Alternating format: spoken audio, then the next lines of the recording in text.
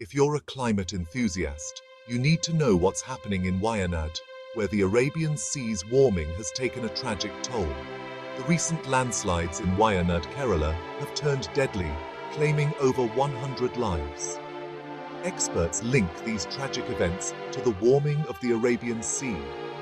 This warming leads to the formation of deep cloud systems that dump massive amounts of rain in short periods, saturating the soil and triggering landslides.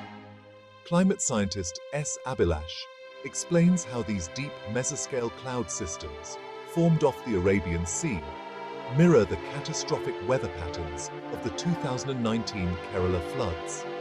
As the southeast Arabian Sea heats up, it destabilizes the atmosphere, shifting the rain-bearing belt southward and increasing rainfall intensity.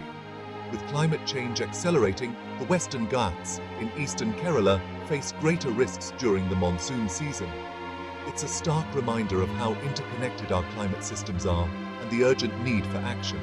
Stay informed, stay safe.